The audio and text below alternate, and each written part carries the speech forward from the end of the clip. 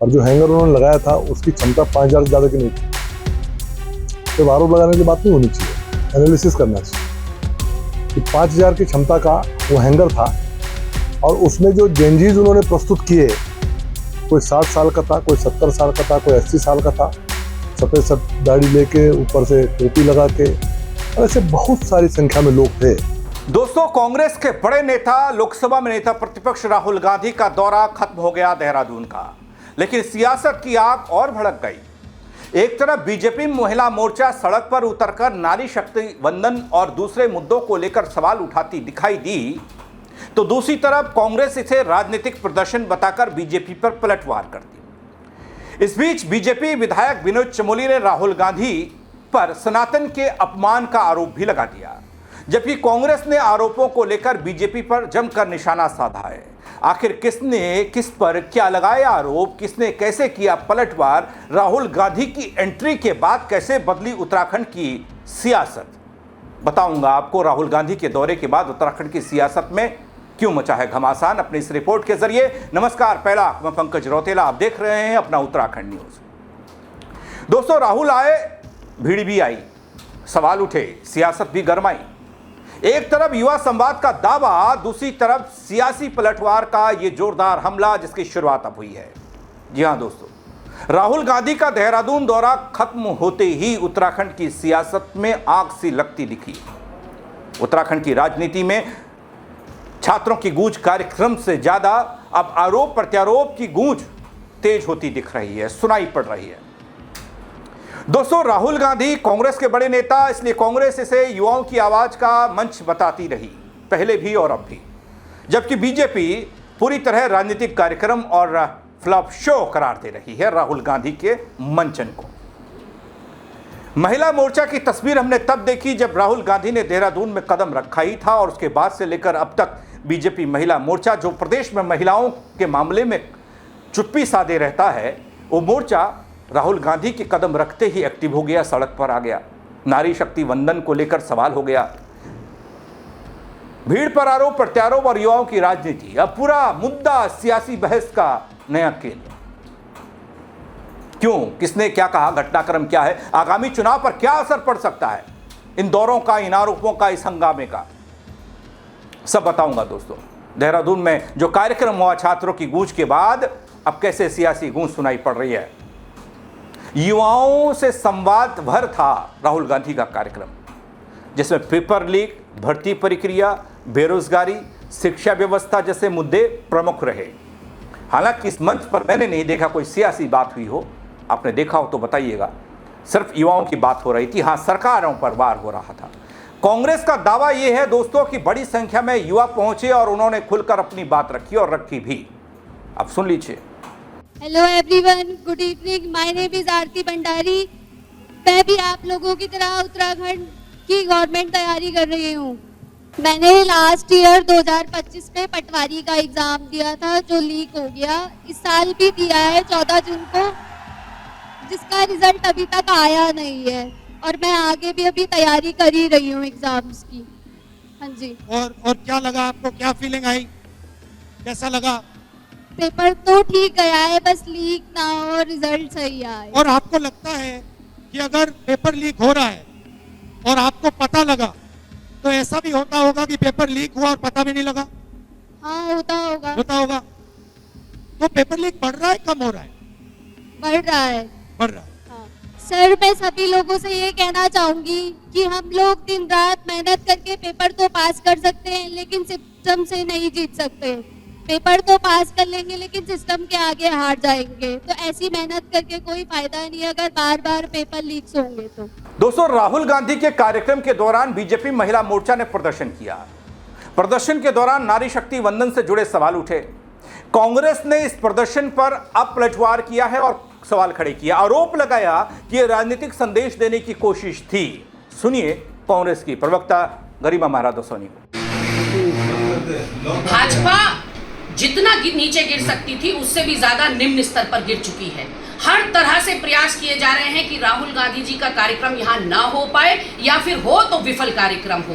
कभी parade ground की permission निरस्त कर दी जाती है, तो कभी अचानक से जैस्मिन शंडलास को यहाँ पर बुला दिया जाता है उसी समय पर पैरेलल कार्यक्रम करने के लिए। और अब तो पता लगा है कि प्रदेश अध्यक्ष महिला मोर्चा की रुचि भट्ट के नेतृत्व में महिलाओं ने, मुट्ठी भर महिलाओं ने काले झंडे दिखाने का प्रयास किया, राहुल गांधी के उत्तराखंड आगमन का विरोध किया है। और आधार ये बताया जा रहा है विरोध का कि राहुल गांधी वो व्यक्ति हैं जिनके नेतृत्व में तमाम विपक्ष ने नारी शक्ति वंदन अधिनियम का विरोध किया था। तो मैं प्रदेश की जनता को ये साफ तौर पर बताना चाहती हूँ, 2023 में जब एनडीए की सरकार नारी शक्ति वंदन अधिनियम का प्रस्ताव लेकर आए थे, विधेयक लेकर आए थे, सर्वसम्मति से तमाम विपक्ष ने एकजुटता दिखाते हुए नारी शक्ति वंदन अधिनियम को पारित किया था, क्योंकि ये ब्रेन चाइल्ड ही कांग्रेस पार्टी का है। ये महिलाओं को आरक्षण देना ये ब्रेन चाइल्ड है श्रीमती सोनिया गांधी जी का, जिसको वाहवाही लूटने के लिए केवल 2024 के लोकसभा चुनाव में लाभ प्राप्त करने के लिए मोदी जी 2023 में लाए। ना समय बताया, ना तारीख बताई कि आखिर लागू कब से करेंगे। और जो 17 अप्रैल 2026 को सदन के अंदर गिराया गया वो परिसीमन विधेयक था। तो भाजपा यही करती है, हर वक्त झूठ बोलती है। जो गिराया गया वो परिसीमन विधेयक था और नारी शक्ति वंदन अधिनियम को विपक्ष ने खुली मोहर लगाई है, खुली मंजूरी दी है। तो इस तरह से आप लोगों को भ्रम में रखा जाता है, झूठ का प्रचार किया जाता है, और चाहे कितना भी आप प्रयास कर लें, इस तरह से तो राहुल गांधी को न झुका पाएंगे न डरा पाएंगे।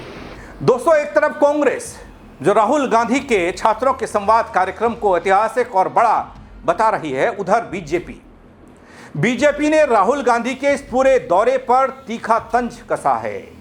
बीजेपी के विधायक और प्रवक्ता विनोद चमोली ये दावा करते दिखाई दिए कि कार्यक्रम युवाओं का नहीं बल्कि फ्लॉप शो था। उन्होंने कह दिया जिस जैन जी से संवाद की बात की गई वहां बड़ी संख्या में बुजुर्ग मौजूद थे। साथ ही उन्होंने कहा जिस नीट परीक्षा को लेकर राहुल गांधी सवाल उठा रहे हैं उसकी परीक्षा हो चुकी है और लाखों छात्र सफल भी हुए हैं। बीजेपी का आरोप कि कांग्रेस के पास उत्तराखंड के लिए कोई ठोस विजन नहीं है, इसलिए बरकरा रही है। देखिए, इस कार्यक्रम की तैयारी से लेकर अब तक अगर इसका आप विश्लेषण करेंगे तो कांग्रेस ने ये डिक्लेयर किया था, एक क्लेम किया था कि 4.5 लाख छात्रों ने पंजीकरण कराया है।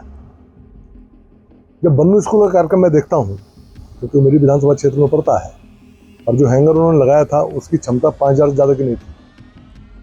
तो आरोप लगाने की बात नहीं होनी चाहिए, एनालिसिस करना चाहिए कि 5000 की क्षमता का वो हैंगर था, और उसमें जो जेनजीज उन्होंने प्रस्तुत किए, कोई 60 साल का था, कोई 70 साल का था, कोई 80 साल का था, सफ़ेद दाढ़ी लेके ऊपर से टोपी लगा के, और ऐसे बहुत सारी संख्या में लोग थे जो जेनजीज वहाँ पर मौजूद थे। उन जेनजीज के लिए उन्होंने कार्यक्रम किया था। तो अगर उसका भी विश्लेषण करेंगे तो मुश्किल से 2-2.5 हज़ार वहाँ पर युवा मुझे देखने में आए, क्योंकि मैं भी लगातार उसको वॉच कर रहा हूँ। तो 4.5 लाख के पंजीकरण के बाद मात्र 2000 युवाओं को कांग्रेस जुटा पाई, ये नटसेल में रिजल्ट है, ये रिजल्टेंट है उसका। जब आप पूरा एनालिसिस करेंगे, उसमें भी जो उनका विषय रहा, उन्होंने नीट को टारगेट बनाया। नीट को पूरे देश के अंदर इस समय कॉकरोच और ये सब लोगों ने मिलकर टारगेट किया हुआ है। आप जानते हैं कि भाजपा के खिलाफ में उसका इस्तेमाल हो रहा है। लेकिन नीट की परीक्षा हो चुकी है और 11 लाख से अधिक लोग उस परीक्षा में उत्तीर्ण भी हो चुके हैं। दोस्तों, राहुल गांधी के इस दौरे ने एक बात तो साफ कर दी कि उत्तराखंड की राजनीति में युवाओं का मुद्दा अब केंद्र में आ चुका है। युवाओं की बात आज से लेकर चुनाव तक होती रहेगी, लिख लीजिए आप, क्योंकि कांग्रेस बेरोजगारी, पेपर लीक और शिक्षा व्यवस्था को बड़ा चुनावी मुद्दा बनाना चाहती थी और राहुल गांधी ने ऐसा लगा कि बूस्ट अप कर दिया कांग्रेस को। जबकि बीजेपी अपने विकास कार्यों, भर्ती प्रक्रिया, योजनाओं को सामने रखकर विपक्ष के आरोपों का जवाब देती रही है। आगे कैसे देगी ये राजनीति बताएगी। लेकिन राजनीतिक जानकार मानते हैं दोस्तों कि राज्य में बड़ी संख्या में युवा मतदाता, ऐसे में शिक्षा, रोजगार और पारदर्शी भर्ती जैसे मुद्दे आने वाले चुनाव में अहम भूमिका निभाएंगे। हालांकि ये मतदाताओं पर निर्भर करेगा दोस्तों, आप पर निर्भर करेगा कि वो किस दल के तर्कों और वादों को ज़्यादा विश्वसनीय मानते हैं, भरोसा करते हैं, किसके साथ खड़े होते हैं। लेकिन फिलहाल तो राहुल गांधी का दौरा खत्म हो चुका है, लेकिन सियासत, बहस अभी भी जारी है। एक पक्ष इसे युवाओं की आवाज बता रहा है, दूसरा इसे महज राजनीतिक कार्यक्रम कह रहा है। अब देखने वाली बात यह है, क्या यह बहस चुनावी मंच तक ही सीमित रहेगी, किसी मंच तक सीमित रहेगी, या फिर रोजगार, शिक्षा, पेपर लीक जैसे मुद्दों पर नीतिगत बदलाव और ठोस फैसले भी हमें दिखाई देंगे, देखने को मिलेंगे। ये सवाल आने वाले समय में उत्तराखंड की राजनीति की दिशा तय करेगा दोस्तों। बड़ा महत्वपूर्ण होने जा रहा है कि अगला कदम क्या होगा। आप क्या कहेंगे? कितना असर चुनावी मूड में पड़ने वाला है, चुनाव पर पड़ने वाला है? युवा कितना असर डालेंगे? जिनकी बात आज हो रही है, अचानक से हो रही है, जोर शोर से हो रही है, छात्रों की गूंज उठी है। आप अपनी राय जरूर दीजिएगा, कमेंट के जरिए शेयर करिएगा ताकि और लोग भी देख पाएं, समझ पाएं खबर को और बता पाएं अपनी राय इस खबर को लेकर। फेसबुक पर देख रहे हैं दोस्तों, फॉलो जरूर कर लीजिएगा। यूट्यूब पर देख रहे हैं, सब्सक्राइब नहीं किया है वो कर दीजिएगा। मेरे साथ जुड़ने के लिए दगड़ियों बहुत शुक्रिया। जय उत्तराखंड। और जो हैंगर उन्होंने लगाया था उसकी क्षमता 5000 से ज़्यादा की नहीं थी। तो आरोप लगाने की बात नहीं होनी चाहिए, एनालिसिस करना चाहिए कि 5000 की क्षमता का वो हैंगर था और उसमें जो जेनजीज उन्होंने प्रस्तुत किए, कोई 60 साल का था, कोई 70 साल का था, कोई 80 साल का था, सफ़ेद दाढ़ी लेके ऊपर से टोपी लगा के, और ऐसे बहुत सारी संख्या में लोग थे।